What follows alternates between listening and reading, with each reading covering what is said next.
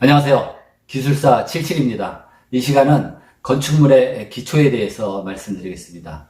기초가 굉장히 중요한데 그렇다고 기초를 마냥 튼튼하게 크게 이렇게 과대하게 그렇게 하다 보면은 재료가 낭비가 됩니다. 그쵸? 돈도 낭비가 되는 거죠.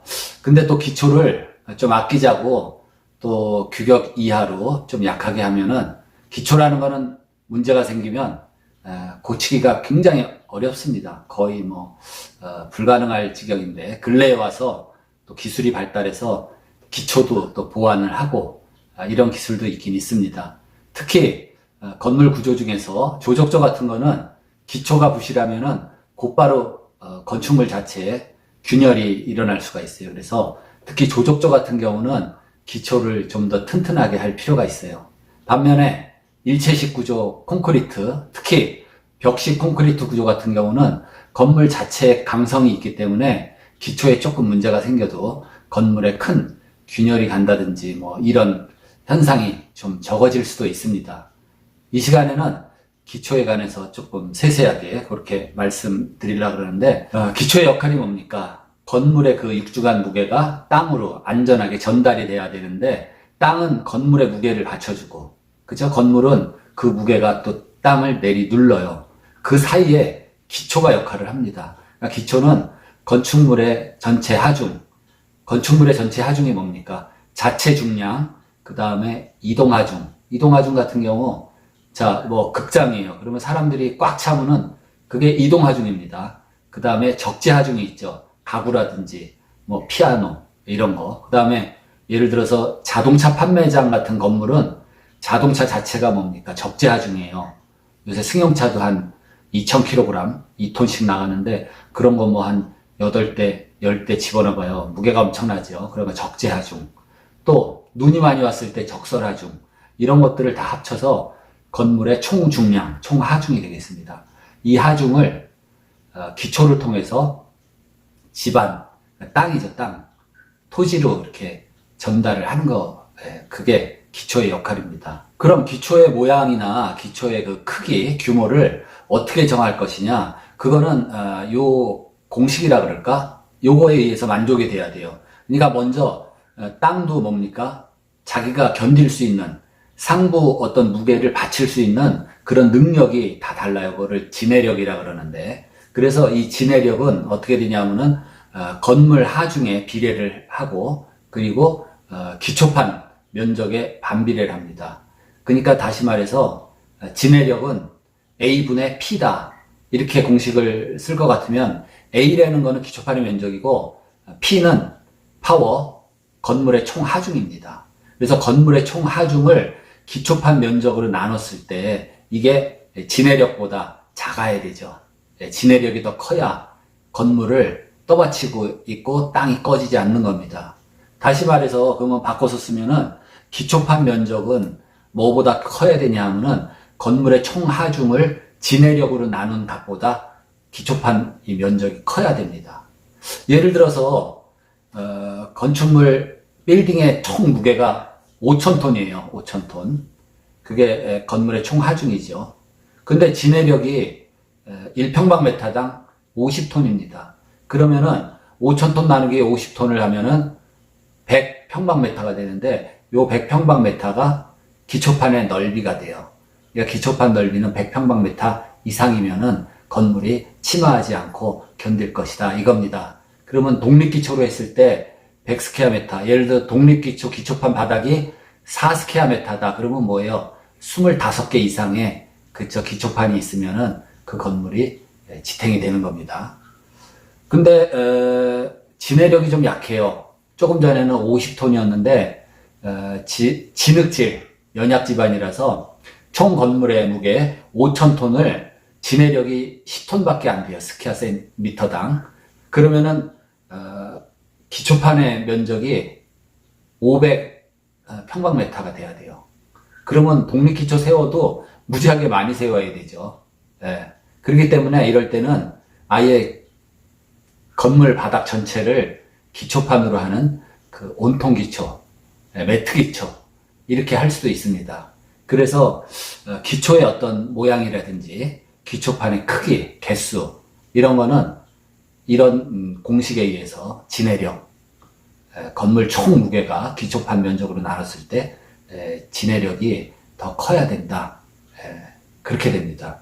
그래서 이런 개념으로 좀 알아두시고, 근데 어떤 경우는 온통 기초로 다 해도 이 진해력이 약한 경우가 있어요. 아주 연약 집안이라든지. 그럴 때는 기초판 밑에 뭡니까? 말뚝을 박죠. 파일 또는 뭐 피어를 박기도 하고 그러는데, 어쨌든 기초판 그 바로 밑에 부분, 그거를 지정이라고 합니다. 지정. 그래서 지정하고 기초판, 기초하고 합쳐서 전체가 기초 구조가 되는데, 기초판 밑에 잡석을 다져서 깔아놨다 그러면 잡석 지정. 그 잡석으로 약하면은 말뚝을 박을 수가 있어요. 말뚝을 박았을 때는 그게 말뚝 지정이 됩니다. 말뚝 기초라고도 하는데, 또 그 말뚝은 크게 두 가지로 나눌 수가 있어요. 그 말뚝이 단단한 지층까지 가서 박히는 그런 말뚝을 지지말뚝이라 그러고, 너무 깊은데 그 단단한 층이 있으면은 그냥 말뚝을 연약층에다가 여러 개를 박아요. 연약층이면 뭡니까? 주로 모래층 또는 진흙질. 진흙질이 가장 좀 안 좋아요. 연약한 집안. 그러면 거기다 말뚝을 여러 개를 박으면은 그게 무리말뚝이라고도 얘기하고 마찰말뚝이라고 합니다. 그래서 기초를 보강하는 그런 방법도 있어요. 근데 우리가 주택을 주로 대상으로 하다 보면은 뭐 말뚝까지 박아야 되는 그러한 연약 집안이라든지 또는 말뚝까지 박아야 되는 그런 커다란 규모의 주택, 단독주택은 굉장히 좀 드물죠. 중요한 거는 건축물을 이렇게 지었을 때 토질에 따라 다르지만, 연약 집안 같은 데는 건축물이 완성된 이후에 연약 집안이 점점 가라앉아서 좀 침하를 할 수 있어요. 건축물이, 주택이. 근데 이게 전체적으로 이렇게 침하를 하면은 사실상 그 토목 계측 그 기계를 갖다가 측정을 해보기 전에는 얼만큼 침하됐는지 잘 알 수도 없습니다. 그래서 전체적으로 이렇게 침하된 것은 큰 문제가 되질 않아요. 근데 문제가 되는 거는 이게 전체적으로 같이 침하를 하는 게 아니라 어디는 더 많이 침하를 한다든지 그겁니다. 그래서 균등하게 침하되지 않은 것을 부동침하라 그래요. 또는 부등침하라 합니다. 균등하지 않게 부동침하 또는 부등침하. 그래서 그게 굉장히 큰 문제가 될 수 있습니다. 그림에서 보듯이 이 부동침하가 되는 그 원인 한번 보죠. 첫 번째 연약층입니다. 주로 문제가 되는 게 이제 진흙질, 그리고 이제 모래질, 둘 다 이제 연약층인데, 이런 경우는 진해력이 1평방미터당 한 10톤? 10톤도 안 될 수가 있어요. 근데 특징적인 게, 모래층하고 진흙층하고 이 떠받치는 그 진해력의 분포도가 다릅니다. 그래서 한 가지 예를 들어보면은, 여러분들이 맨발로 바닷가 모래사장을 걸어갈 때는 발바닥 압력이 모래가 어디를 제일 많이 받쳐줍니까? 발바닥에서 발바닥 가운데를 받쳐줘요. 그래서 모래질은 눌렀을 때 가장자리는 다 흩어져서 이 진해력을 발휘 못합니다. 그래서 모래사장을 걸어가면서 느낀 적이 있을지 모르겠는데, 발바닥 가운데가 제일 힘을 많이 받아요. 그래서 모래질 땅은 이런 분포로 가운데가 제일 힘을 많이 받쳐주죠. 그러면 이게 건물이 이렇게 길어요. 길으면은 가운데는 많이 받치고 가장자리는 못 받쳐주죠. 모래질 같은 경우. 그래서 가운데를 많이 받치고 가장자리는 침하가 되기 때문에 이렇게 꺾일 수가 있어요. 긴 건물의 경우. 근데 진흙질은 또 반대입니다. 진흙질은 건물이 이렇게 있으면 가장자리는 많이 받치는데 가운데가 힘을 못 써요. 그래서 이 그림에서 보듯이 가운데가 이렇게 꺼져 내려갑니다. 그럼 어떻게 돼요? 건물이 이렇게 균열이 가겠죠. 모래질에서는 반대로 이렇게 꺾어져서 건물이 균열이 갈 수가 있습니다. 그래서 연약층에서 부동침하가 일어날 수가 있고, 그 다음에 B번 그림은 경사 집안, 밑에 단단한 층이 이렇게 경사가 져 있어요. 그러니까 두꺼울수록 많이 침하가 되겠죠. 이쪽 얇은 층은 덜 침하가 되고, 그리고 C는 뭡니까? 모래층이라기보다도 이질 지층입니다. 그러니까 토질이 달라요. 이쪽은 진해력이 큰 자갈층이라든지 이쪽은 또 뭐 진흙층 또는 모래층. 그러면 진해력이 약한 쪽으로 건물이 이렇게 처지겠죠. 그리고 D는 한쪽이 낭떠러지예요. 그러니까 낭떠러지 쪽은 흙이 이렇게 유실될 수가 있죠. 그래서 그쪽으로 치마가 되는 겁니다. 그리고 2번은 뭐냐면은 증축을 가운데다 했어요. 그러면 좀 난데 치우쳐져서 어느 끄트머리 편심이 됐죠. 그러면 증축된 무게에 의해서 그쪽이 더 많이 치마가 될 수 있어요. 그리고 F는 뭐냐면은 지하 수위의 이동이다. 완전 멀쩡하게 땅속에 있던 지하층에, 항상 지하층에는 그 수위가 있어요. 근데 그 지하 수위, 물의 높이가 쑥 내려가 버리는 수가 있습니다. 예를 들면 잠실 그 롯데타워 공사할 때 석촌호수 물도 이렇게 딱 빠져 내려가 버렸죠. 왜? 그 타워를 짓기 위해서 기초 부분 땅을 많이 굴착을 하게 되면은 그쪽으로 그 근처에 있던 지하수가 다 빠져 내려옵니다. 그러면 지하수위가 내려가는 거죠. 물이 무슨 역할을 했겠냐? 흙 속에 함께 있으면서 물의 비중이 1이죠. 1의 비중만큼 흙과 함께 건축물, 땅을 받치고 있었어요. 근데 지하수위가 꺼져 내려가면은 땅도 같이 그 침하를 하게 됩니다. 이런 거. 그 다음에 G는 뭡니까? 지하에 구멍인데 구멍, 터널, 이런 겁니다. 그래서 멀쩡하던 동네에 뭐 지하철 8호선 뚫고 지나가요. 그러면 굴착 기술이 좋아도 흙이 아무렇게도 유실이 되면서 그쪽으로 침하를 하는 경우가 있습니다. 또는 지하에 어떤 틈이 생겨서 빗물 같은 게 계속해서 내려가면서 세굴 한다 그러죠. 물만 내려가는 게 아니라 물이 내려갈 때는 항상 흙을 같이 씻어서 같이 내려간다 그러면 그 구멍이 크게 생기는 수가 있어요. 그러면 이때도 마찬가지로 그쪽으로 지하 구멍으로 인해서 침하가 될 수가 있다. 그리고 H는 뭡니까? 매운 땅을 흙막이를 했어요. 흙막이 또는 뭡니까? 보강토나 옹벽을 했을 때 그쪽이 약해요. 그렇기 때문에 그 흙막이 쪽으로 또 치우쳐서 침하가 될 수 있습니다. 그 다음에 I는 뭐냐면 지정이라고 그랬죠. 지정. 기초판 밑부분에 잡석을 깔았으면 잡석 지정. 말뚝은 말뚝인데 그 말뚝을 지정이라고 그래서 지정, 말뚝 지정. 근데 그게 좀 다른 거, 능력이 다른 말뚝으로 받쳐놨어요. 그러면 센 놈은 덜 침하하고 약한 놈 쪽으로 침하를 한다. J는 일부 지정이에요. 일부 지정. 어디는 말뚝을 세워놨는데 저쪽은 뭐 좀 괜찮겠지 하고 그게 균형이 안 맞는 겁니다. 그러면 부동침하가 된다. 그 다음에 K는 부동침하의 결과예요. 균열로 이어지죠. 균열. 예. 그나마 철근 콘크리트 아주 확실하게 잘 일체식으로 콘크리트 강도 높은 걸로 철근 백은 잘 하고 하면은 그래도 균열이 적을 텐데 특히 조적조 같은 경우는 뭐 균열이 어마어마하게 그냥 나타납니다. 그래서 부동침하에 취약한 건물은 당연히 이제 조적조고, 조적조 하면 뭡니까? 벽돌조, 블록조, ALC 블록조 이런 것들이 균열에, 부동침하에 약해요. 그래서 이거 아니더라도 조적조의 기초는 좀 더 튼튼히 할 필요가 있다. 이렇게 생각하시면 돼요. 그러면 기초판의 면적을 좀 작게 하고 기초의 규모를 좀 작게 하려 그러면 당연히 뭡니까? 기초판의 면적은 건축물의 총 무게 나누기 진해력인데 진해력이 작으면 작을수록 기초판은 커지고 그쵸? 반비례하니까. 그러면 기초판을 작게 하려면은 건물의 하중을 줄여주면 돼요. 비례하죠. 건물의 무게가 작을수록 기초판도 작아질 수가 있다. 그러면은 주로 경량구조의 건축물이 뭐예요? 경량목구조 말 그대로. 또 경량철골조. 이런 경우들 좀 가볍죠. 건물들이. 그래서 기초가 좀 면적이 작아도 된다. 줄기초로 해도 되고 하여튼 기초를 너무 크지 않게 해도 된다.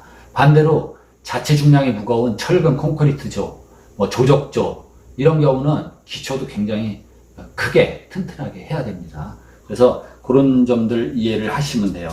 그래서 건축물의 그 하중이라는 거 말씀드렸지만은 자기 자신의 무게, 적재하중, 이동하중, 적설하중 이런 것들을 다 합쳐서 건물의 하중이 되죠.